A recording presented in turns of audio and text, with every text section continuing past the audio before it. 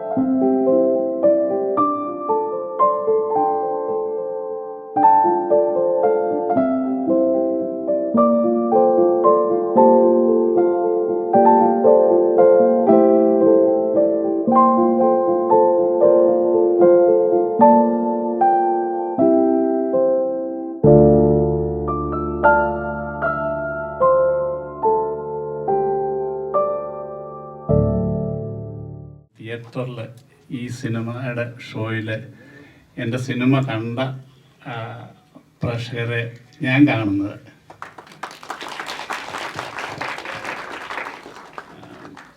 കാരണം ഒരുപാട് സന്തോഷമുണ്ട്.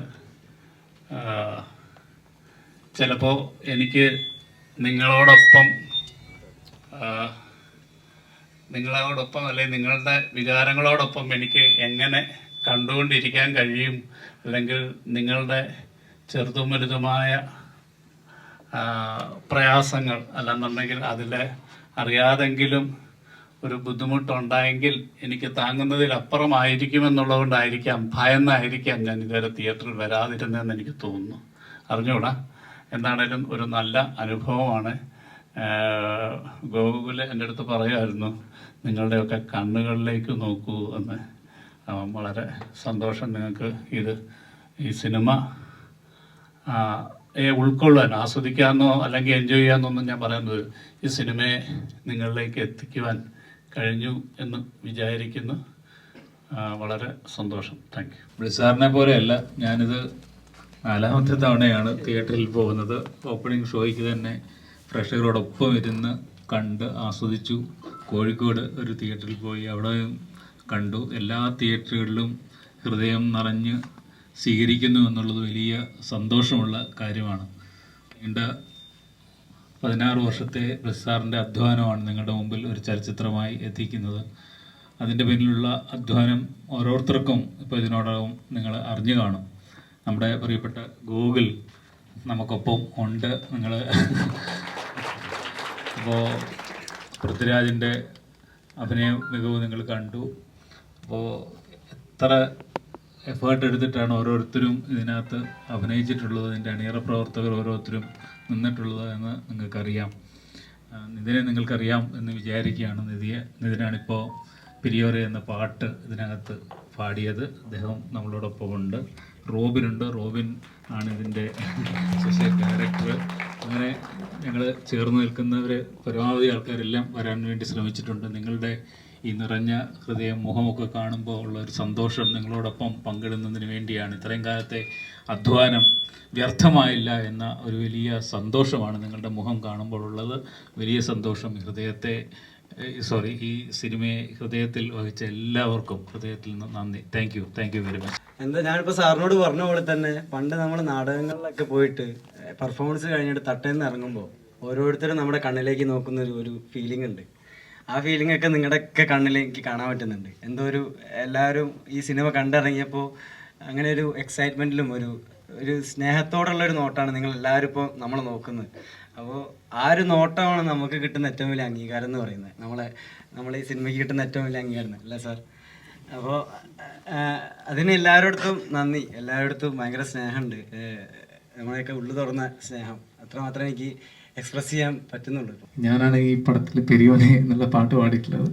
ഫസ്റ്റ് ഓഫ് ഓൾ ബ്ലെസി സാറിനും റഹ്മാൻ സാറിനും ഈ ഒരു പ്രോജക്റ്റിൽ എന്നെ ഭാഗമാക്കിയതിൽ എൻ്റെ ഹൃദയം നിറഞ്ഞ നന്ദി പറയണു. ആൻഡ് നിങ്ങൾക്കും ഈ പടത്തിനെയും അതുപോലെ തന്നെ ഇതിലെ പാട്ടുകളെയും ഒരുപാട് നെഞ്ചിലേറ്റി അതിന് തന്ന സ്നേഹത്തിനും ഒരുപാട് നന്ദി മാത്രമേ പറയാനുള്ളൂ. And gratitude only. ഈ സിനിമയിൽ ഹക്കീമിൻ്റെ ഉമ്മയായിട്ട് അഭിനയിച്ച റീജയാണ്. റീജയെ ഞാൻ 2018 ലാസ്റ്റ് കാണുന്നത്. ഈ അടുത്ത സമയത്തൊന്ന് മ്യൂസിക് ലോഞ്ചിന് ഒരു മിന്നായം പോലെ കണ്ടു. അപ്പോൾ എനിക്ക് അവിടെ ദൂരെ മാറി നോക്കിയപ്പോൾ അയ്യോ നമ്മൾ നല്ല എന്ന് വെച്ച് കഴിഞ്ഞാൽ കാലങ്ങൾ എടുത്തത് കൊണ്ടുണ്ടായ കുഴപ്പമാണ്. അപ്പം വളരെ സന്തോഷത്തോടുകൂടി റീജയെ സ്വാഗതം ചെയ്യുന്നു. ഒരു നന്ദി, നമസ്കാരം. എൻ്റെ പേര് റീജ. സാർ പറഞ്ഞ പോലെ 2018 ഇതിൻ്റെ ഷൂട്ട് നടന്നത് ഹക്കീമിൻ്റെ ഉമ്മയായിട്ട്. അന്ന് വളരെ പ്രതീക്ഷയോടെ തന്നെയാണ് അന്ന് റോള് ചെയ്തതും. എനിക്ക് തോന്നുന്നു സാറിൻ്റെ ഒരു ബിലീഫ് ലെവലിൽ ഞാൻ ചെയ്തോ എന്നാണ് എനിക്കിപ്പോഴും സംശയം. പക്ഷെ കണ്ടവരെല്ലാവരും നല്ല അഭിപ്രായം പറഞ്ഞു. ഒത്തിരി സന്തോഷമായി ഒരു വലിയൊരു ക്രൂവിൻ്റെ ഭാഗമാകാൻ പറ്റിയതിൽ. മൂവി കണ്ടു ഞാൻ ശരിക്കും കരഞ്ഞു. കാരണം ബയോളജിക്കലി ഉമ്മയല്ല എങ്കിൽ കൂടിയും ഹക്കീമിൻ്റെ ആ ഒരു സീൻസും ഒക്കെ എനിക്ക് ഭയങ്കര ഹാർട്ട് ടച്ചിങ് ആയിരുന്നു.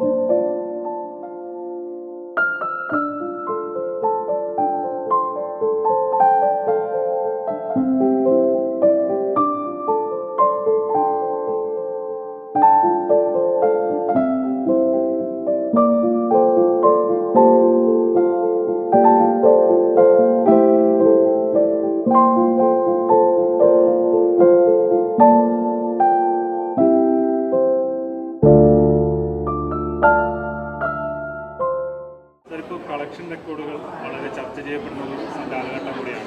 സാറിന് അതിനകത്ത് ഇൻട്രസ്റ്റ് ഉണ്ടോ? ഞാനത് വലിയതായിട്ട് ശ്രദ്ധിക്കുന്ന ഒരു കാര്യമല്ല. കാരണം ഞാൻ നേരത്തെ പറഞ്ഞിട്ട് ഒരു സോഷ്യൽ മീഡിയയിൽ ഞാൻ കാര്യമായിട്ട് സജീവമായി ഉള്ള ആളല്ല. ഒപ്പം തന്നെ അത്തരത്തിലുള്ള കാര്യങ്ങളല്ല. പ്രേക്ഷകരിൽ നിന്ന് കിട്ടുന്ന വലിയ വലിയ കമൻസുകളാണ് നമ്മളെ സംബന്ധിച്ചിടത്തോളം ഇതിൻ്റെ ഏറ്റവും വലിയ ഊർജ്ജം എന്ന് പറയുന്നത്. കാരണം ഇതൊരു വലിയൊരു ബിഗ് ബഡ്ജറ്റ് സിനിമയാണ്. ഇപ്പോൾ സാധാരണ ഒരു സിനിമയ്ക്ക് കിട്ടുന്ന സ്വീകാര്യതയോ ബഡ്ജറ്റിലോ ഒന്നും നമുക്ക് തീർക്കാൻ പറ്റത്തില്ല. അതുകൊണ്ട് തന്നെ ഒരു വലിയൊരു കളക്ഷൻ ഉണ്ടായാൽ മാത്രമേ ഇത് ബ്രേക്ക് ഈവൻ ആകാൻ സാധിക്കുള്ളൂ. പക്ഷേ സിനിമ ഇപ്പോൾ പല സ്ഥലത്തും എത്തിയിട്ടില്ല. ആരും പ്രതീക്ഷിക്കുന്നില്ല. അപ്പോൾ അതിനെപ്പറ്റി വളരെ സന്തോഷമുള്ളൊരു കാര്യമാണ്. കാരണം പ്രത്യേകിച്ച് ഇതിന് ഇത്തരം പ്രൊപ്പഗണ്ടകൾ കൂടുതൽ കൊടുത്തത് ചില ആൾക്കാരുടെ ചില കുസൃതികൾ മാത്രമാണ്. പുസ്തകം ശരിക്കും പറഞ്ഞാൽ എവിടെ നിരോധിച്ചിട്ടില്ല. പുസ്തകത്തിൻ്റെ ചില വിതരണങ്ങളും അറബിക് വേർഷൻസും ഒക്കെ നമുക്ക് ഇല്ലായിരുന്നു മാത്രമേ ഉള്ളൂ. അപ്പോൾ അതിനൊരു അനാവശ്യമായ പ്രൊപ്പഗണ്ട ഉണ്ടാക്കുന്നതിൻ്റെ ഒരു ഫലമായിട്ടാണ് അതെന്നുള്ളത്. അതല്ലാതെ പിന്നെ ഇപ്പം നമുക്ക് സ്വീകാര്യത കിട്ടിയെന്ന് പറയുന്നത് അതിൻ്റെ ശരിയായുള്ള അർത്ഥത്തിൽ കാണേണ്ടിയവർ അത് മനസ്സിലാക്കി എന്നുള്ളതാണ്. കാരണം ഇതാരെയും നമ്മൾ സിനിമ കാണുന്നവർക്കറിയാം. ഇതാരെയും പ്രത്യേകിച്ച് നമുക്ക് എല്ലായിടങ്ങളിലും ഇത്തരത്തിലുള്ള നന്മജന്മകൾ ഉള്ള ഒരു സ്ഥലം കൂടിയാണ്. അപ്പോൾ അവിടെ നന്മയുള്ളവരുമുണ്ട്, മോശമുള്ളവരുമുണ്ട് എല്ലാ സമൂഹത്തിലും. പക്ഷേ ഇത് അതിനേക്കാൾ ഉപരിയായിട്ട് മനുഷ്യൻ്റെ ഒരു ജീവിതത്തിനോടുള്ള ഒരു കൊതി, ആർത്തി എന്നൊക്കെ പറയുന്ന ഒരു കാര്യമുണ്ട്. അതാണ് ജീവന് ഏറ്റവും വലുത്. സമൂഹത്തിന് ഏറ്റവും വലുതാണ്. ലോകത്തിന് അതാണ് വലുത്, അല്ലേ? ജീവിക്കാൻ വേണ്ടി നമ്മളെ കൂടുതൽ പ്രേരിപ്പിക്കുക എന്ന് പറയുന്ന ഒരു മെസ്സേജ് എന്ന് പറയുന്നത് നമുക്ക് ഏറ്റവും ആവേശം ഉണ്ടാക്കുന്നത്. ആ ആവേശം തന്നെയാണ് പ്രേക്ഷകരിലും കാണുന്നത്. ബെന്യാമിൻ്റെ പുസ്തകത്തെക്കുറിച്ച് ആടുജീവിതം ഓൾറെഡി ഒരു സിനിമയായി കഴിഞ്ഞു. അപ്പോൾ ഇതിനിടയ്ക്ക് പൃഥ്വിരാജ് ഒരു സ്ഥലത്ത് പ്രതിപാദിക്കുകയുണ്ടായി ബെന്യാമിൻ്റെ അടുത്തൊരു നോവൽ അല്ലെങ്കിൽ അടുത്തൊരു പുസ്തകം സിനിമയാക്കണമെന്ന്. അദ്ദേഹം മറുപടി പറയേണ്ടതാണ്. അതിൻ്റെ ഡയറക്ടർ ആരാന്ന് പുള്ളി പറഞ്ഞിട്ടില്ലല്ലോ. അപ്പോൾ അതുകൊണ്ട് തന്നെ നമുക്ക് അതിനെക്കുറിച്ചൊരു കമൻറ്റ് പറയാൻ പറ്റില്ല. ഇൻട്രസ്റ്റ് ഉണ്ടോ ആ സിനിമയിൽ? ഇല്ല, ഞാൻ ഏതായാലും അടുത്തൊരു സിനിമയെക്കുറിച്ച് ഞാൻ ചിന്തിക്കുന്നതേ ഉള്ളൂ. 16 വർഷം കൺസീവ് ചെയ്തൊരു സിനിമ തിയേറ്ററിലെത്തി. എന്നാൽ അതിനെ ചുറ്റിപ്പറ്റി ഇപ്പോൾ ചില വിവാദങ്ങൾ, അനാവശ്യമായ ചില വിവാദങ്ങൾ ഉണ്ടാകുന്നു. അതിനെക്കുറിച്ച് അനാവശ്യമെന്ന് നിങ്ങൾ തന്നെ പറഞ്ഞപ്പോൾ പിന്നെ അതിൻ്റെ അകത്ത് ആവശ്യമില്ലെന്നുള്ളതാണല്ലോ. അപ്പോൾ അതങ്ങനെ നടക്കുമല്ലോ. അപ്പോൾ എല്ലാത്തിനും ഉണ്ടല്ലോ. അപ്പം നമുക്ക് അമ്മയെ തല്ലിയാലും ന്യായം പറയാനായിട്ട് ആൾക്കാരുണ്ടാകുന്നൊരു കാലഘട്ടമല്ലേ. അപ്പോൾ നമുക്ക് അതിനെക്കുറിച്ച് നമ്മൾ മൈൻഡ് ചെയ്യാതിരിക്കുക കൂടുതൽ ശബ്ദം വെച്ച് അവരെ കൂടുതൽ ശ്രദ്ധിക്കാൻ കഴിയാതെ പോകട്ടെ. അതൊന്നും ഈ ആടുജീവിതത്തിനെ സ്വീകരിക്കുന്ന പ്രേക്ഷകരുടെ മുന്നിൽ എനിക്ക് തോന്നുന്നില്ല. അതിന് പ്രേക്ഷകർ തന്നെ മറുപടി പറയുമെന്നാണ്.